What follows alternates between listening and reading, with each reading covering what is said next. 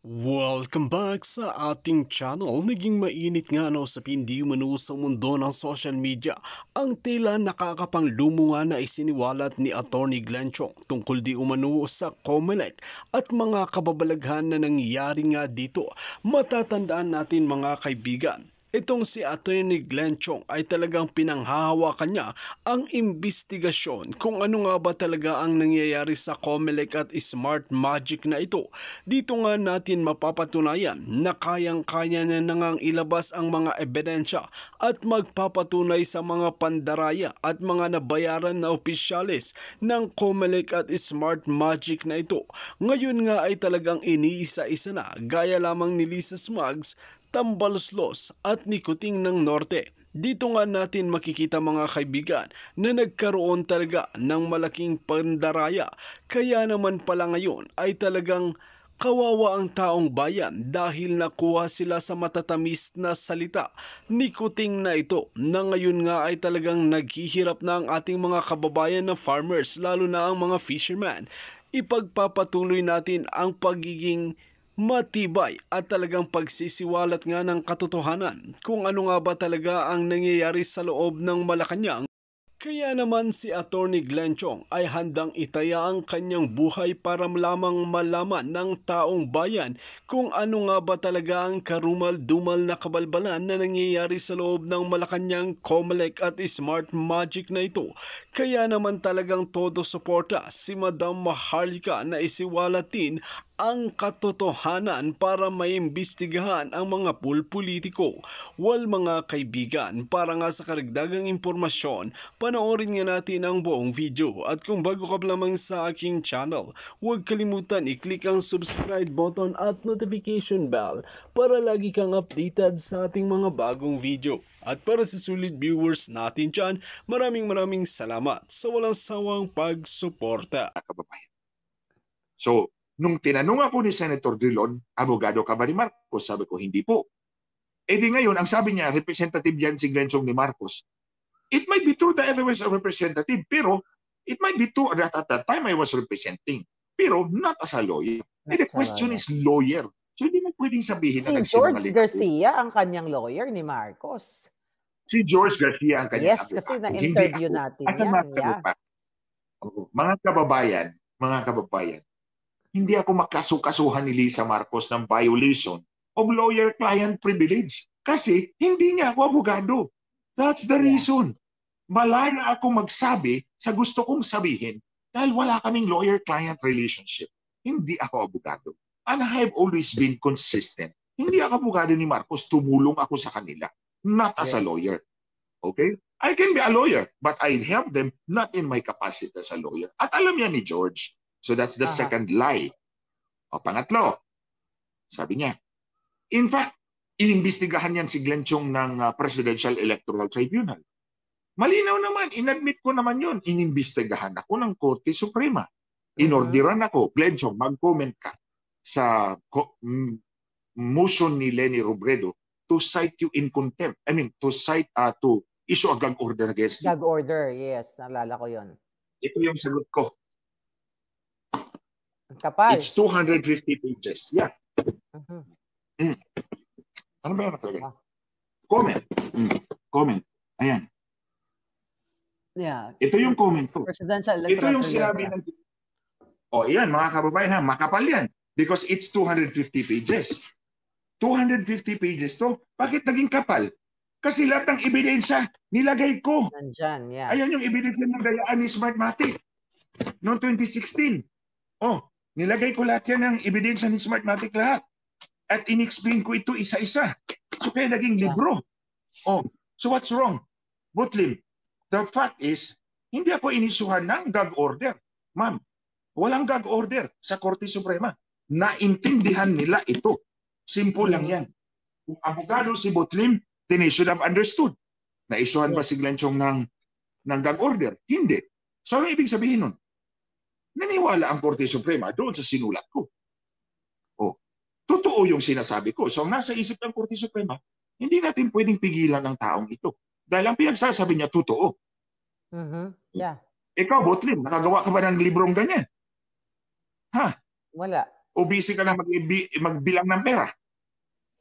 Magbilang Okay, yun ng... yung pangatlong issue. Pang-apat, ito na naman, bumalik na naman tayo doon sa pagnanakaw ng balota. Tinanong na naman niya, saan daw ako kumuha ng mga balot election documents mula sa Ragay? Tingnan nyo yung video na yon, ma'am, yung hearing.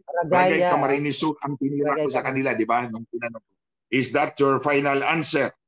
Pinaglalaroan ko sila sa hearing eh.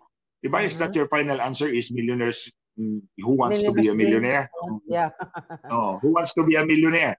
So yung tanong ko, is that your final answer? Kasi sigurado ako yun yung answer nila eh. Wala nang iba. Tapos may hawak na akong pangtapat. Sabi niya, yes, that's our final answer. So pinaligtad ko, eto, Ragay, yung makinang sinasabi niyo, patay yan nung oras na yun. Bakit niyo sinabing galing dyan sa makina na yan? Patay yung makina eh. Tingnan niyo yung record. Ayun, question na naman niya kanina. Saan daw ako kumuha ng election documents sa Ragay Camarines Sur? Ang ibig niya sabihin, balik tayo doon sa pagnanakaw ng balota. Excuse me, Botlin, bobo ka talaga. Basahin mo yung transcript. O pinili mo lang na hindi mo basahin yung portion na yon. Sinabi ko, ang dokumento mula sa Ragay ay galing sa House of Representatives Electoral Tribunal sa protesta ni Congressman Villafuerte laban kay Congressman Bordado. At ako ay consultant ni Congressman Villafuerte. Therefore, I get the documents too. Simple lang yan. Official proceedings yan ng House of Representatives Electoral Tribunal. Kinuha ng protestant ni Congressman Villafuerte ang mga dokumento na yon mula sa tribunal. Binigyan ako ng kopya dahil I was the consultant. At pinakita ko sa Senado. So hindi ko rin nakaw. So malinaw na yon ngayon, Robert Lim. At sinagot ko yan. Nandyan yan sa transcript of stenographic notes pero hindi mo binasa, tinago mo. Kasi gusto mong siraan ako. Now, ganito ma'am, mga kababayan.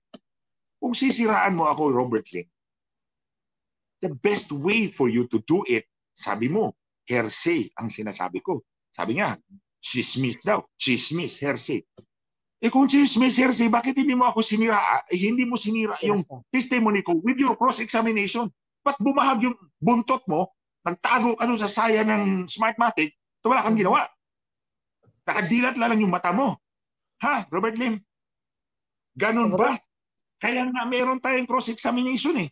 Naku, kung ikaw ang cross-examine ko, siguro iiyak ka. Magdala na ako next time ng handkerchief na malaki, yung parang bandila. Kumbaga, nandoon ka na. Nandoon na yung chance niya to prove that this... Hindi man. Inoffer ako. Inoffer ako ng abogado namin. Andiyan si Glenn Chong. Yes. Sagot, tanungin nyo. Kung gusto nyong tanungin. Therefore... Ayaw tanungin. Dahil ayaw nilang malaman yung katotohanan. Hindi ba? Ganito. Sabi mo chismis. Sabi mo Robert Lim, chismis, hearsay. At nandito yan, sasagot ninyo. Sasagot ninyo kay stranger to the electoral process. Nandito yan. Sasagot ninyo. Chismis. Alam mo yung sabi niya, double, triple hearsay. Kung double, triple hearsay, nandun na ako. Bakit hindi nyo ako cross-examine? Okay? Why did you fail that crucial test, crucible of verifying the truth? Aber? Ang 5 commissioner, 13 nandun. lawyers? Yeah, there are 13 lawyers. No one 13 sila lahat. Yeah. Yes, ma'am. Versus, You're right. 13 versus 1. My God. Yeah, 13 versus 1. Imagine home court advantage ninyo. Kayo nandun. Audience inyo. Teritoryo inyo. Proseso inyo. 13 kayo. Ako lang mag-isa. Ayaw nyo magtanong, what's wrong? So dyan mga kababayan, kitang-kita nyo. Kitang-kita nyo. Basta katotohanan ang sinasabi mo, walang uubra sa'yo. That's why, hindi naman siguro because I feel impunity every time. Kasi kung impunity lang, pwede naman. You can charge me. I'll face you. Yeah. But then, you take the risk na pag nabuking ng buong publiko na gutter criminal ang ginagamit ninyo, I become more credible at your expense. I mean, nasa kanila lahat ng power, di ba? To file charge against Glenn Chong. Bakit, bakit nga? Yun nga, ma'am. Wait ha. Siya mismo nakaupo sa komisyoner, hindi nga niya makonvince yung pang-4 na komisyoner na bumoto sa kanila eh. Okay na, understandable si Bautista kasi dahil sa latigo. Galit na galit sa akin yun eh. Dahil sa latigo. Andy, patawarin mo ako, inutusan ako ni Lisa Marcos na i-post sa Facebook. Siya nag-utos sa akin. Si Latigo. So, magkabukingan na tayo. Ito talaga to si Lisa Ahas Marcos. Ang daming alam talaga sa mga sa lahat ng akala natin para If I remember, ma'am, nagyoyosi kami dalawa noon eh. Di ba sabi ko dati na kaming dalawa lang actually ang nagyoyosi sa grupong 8. Silang dalawang mag-asawa, tapos 4, 6 kami na tekis. So kaming dalawa lang ni Lisa nagyoyosi. So in one of the sessions, doon kami sa garden. May yosi banding kami. Tapos sabi niya, Glenn, si Andy pala nilalatigo. Ha? Sabi niya, i-post mo to. Siyempre, pag-uwi ko ng bahay, pinost ko ka.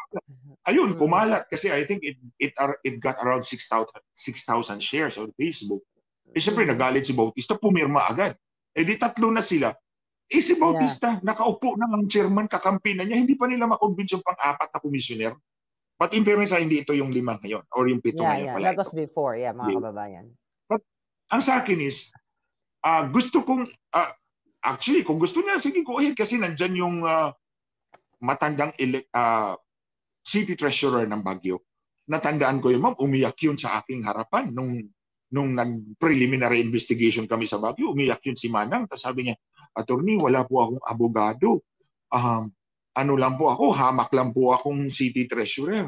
At wala po akong alam dyan. Hindi ko alam kung bakit na kasama na ako sa inyo as respondent.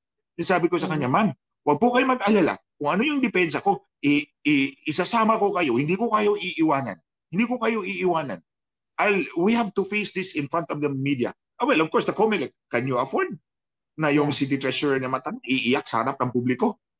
Dahil sa gutter criminal na witness ninyo? Do that. Sige, go ahead. If you can afford it.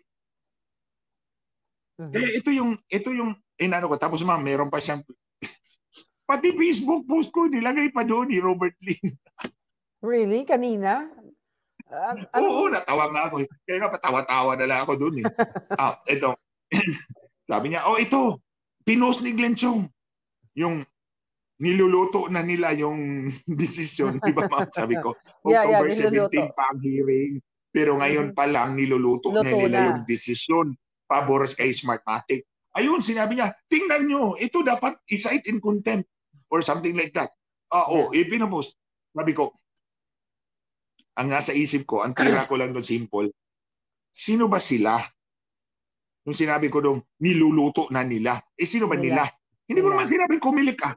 Ang daming niya. Yes. Wala siya lusot. Niluluto na nila. Siyempre, abogado ako, ano ka ba?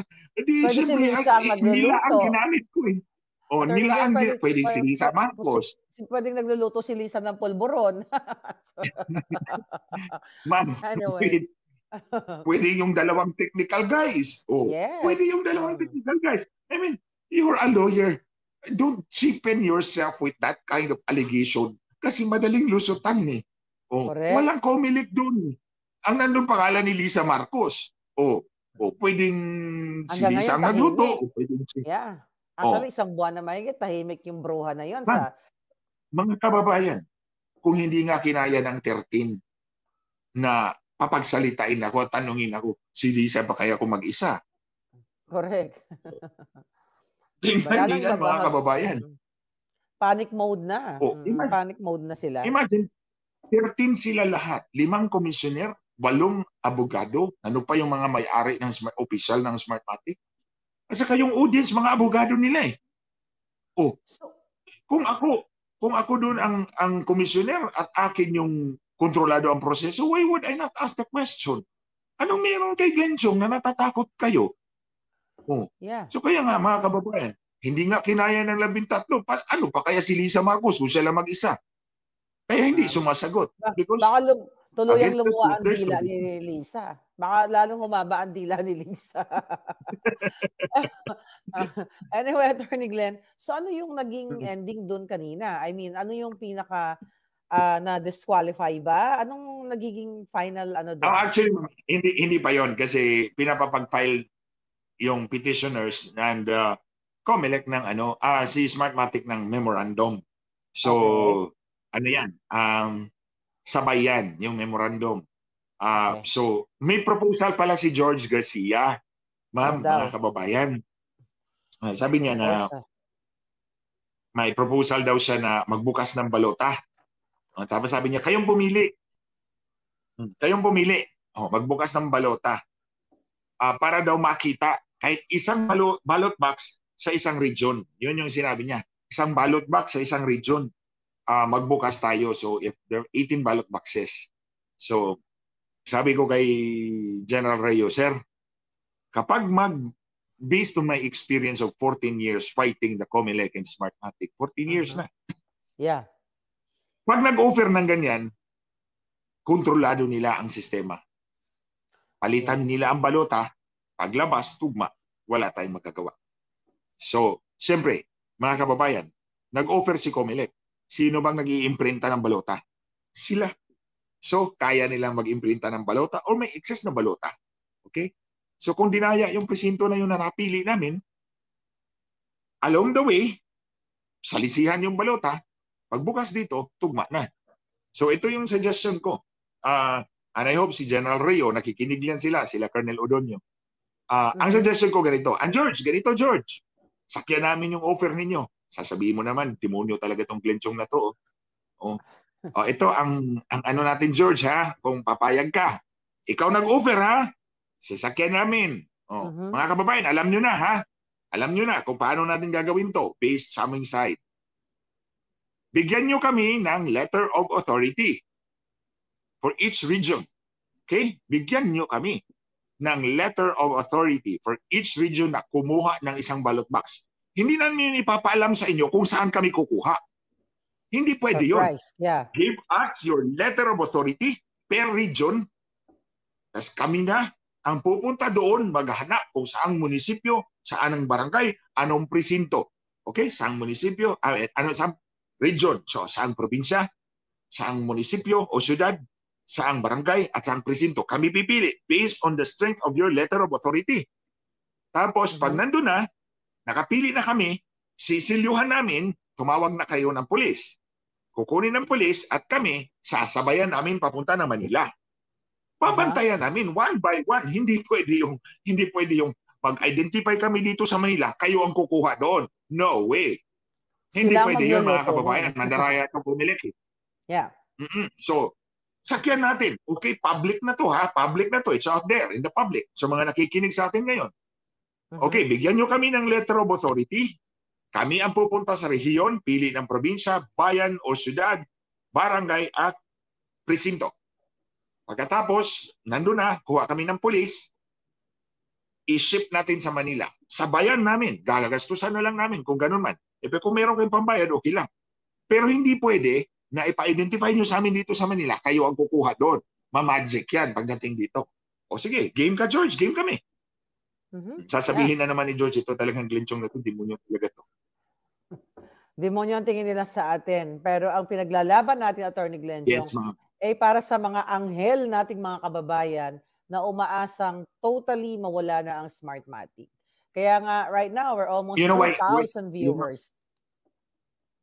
Alam mo, ma'am, kung bakit demonyo ang sinabi ko? Kasi ang tawag ni Brillante sa akin, yung dating komisyoner ng COMELEC, ang tawag mo niya sa akin, mga kababayan, demonyo. Sinabihan niya yung kapitbahay niya, yung demonyong Glenchong na yan. Yung kapitbahay niya, kaibigan ko, tumawag, sabi niya, ang tawag siya ni Sixto, demonyo. You know what? Alam mo, galit na galit si Boy Brillantes at that time sa akin, mga kababayan. Dahil po, binigyan niya si Smartmatic ng 250 million contract. Walang bidding. Walang bidding yun. As in, binigyan lang niya ng kontrata, 250 million, 3 days bago siya bumaba sa pwesto. Siyempre, inudyukan ko yung kaibigan kong abogado, mag-file kayo ng petition, questionin nyo to. Inahila niya yung Integrated Bar of the Philippines. Wala pang 4 na buwan. Nakansila ng Supreme Court ang kontrata ni Brillante. Siguro, yung galit na galit. Yung under the table niya, pinabalik. Kasi naunsami yung 250 million. Nasave yun eh. Nasave yun na pera ng bayan. Ay siguro, pinabalik sa kanya. Kaya galit na galit siya sa akin. Demonyo tawag niya sa akin. See?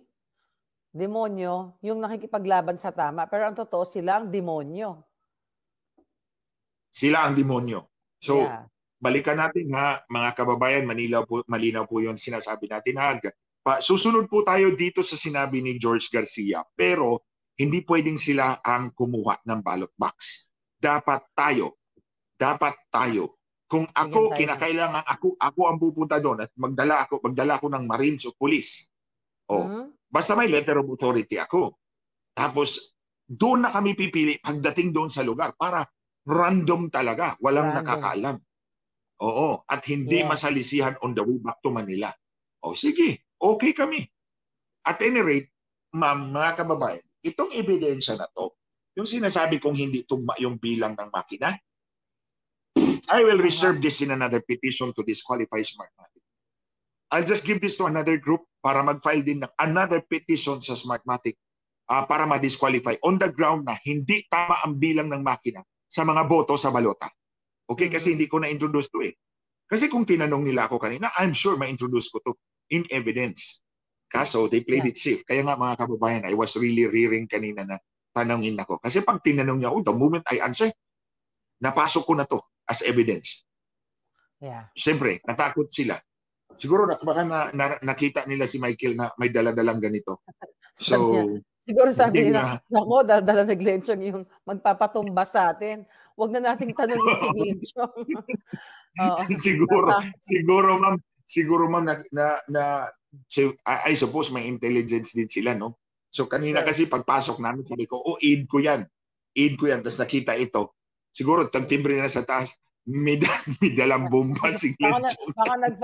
Baka nag-fashion show pa si Mike doon sa bombang ebidensya niya, kaya nasindak yung... Oo nga, bit talaga niya. Well, of course, it's very conspicuous. Bit niya. Malaki ito eh. Imagine. Attorney Glenchong, I would like to let you know that we are 3,000 viewers on our live YouTube. Kaya talagang mas malayo ang mararating po ng boses ninyo. Patuloy tayong sinusuportahan ng mga kababayan. Sa inyong lahat. Sa mga nanonood po sa atin ngayon, maraming salamat po. That means a lot to us. Kahit hindi niyo ako kilala, hindi ko man kayo kilala, rest assured, we will keep fighting for you and for us. At actually, natin. Maraming nagme-message sa akin na talagang pinagdarasal ka dahil nga nandyan ka sa Pilipinas. Thank you. Nandyan ka Dito nga natin makikita mga kaibigan kung paano nga makipaglaban si Attorney Glenchong na sa tagal ng panahon ay talagang nanahimik nga ito dahil wala pa siyang matibay na ebidensya na ipaglalaban. Ngayon nga ay nakalikom na siya, kaya naman talagang maiimbestigahan na ang mga pulpolitiko na ito na ganib sa kapangyarihan na ginagamit ang smart magic kaya sila nananalo. Kaya naman ngayon ang banat ng maraming netizen at kahilingan nga ni Attorney Glenchong kay President Bongbong Marcos na tanggalin na tong smart magic na ito at magkaroon na lang tayo at ibalik ang manual na bilangan para iwas talaga sa dayaan dahil nga naproprogram na sa smart magic ang mga boto. Well mga kaibigan, kung kayo ang tatanungin ano ang inyong mga opinyon, just comment below sa ating comment section at ating pag-uusapan.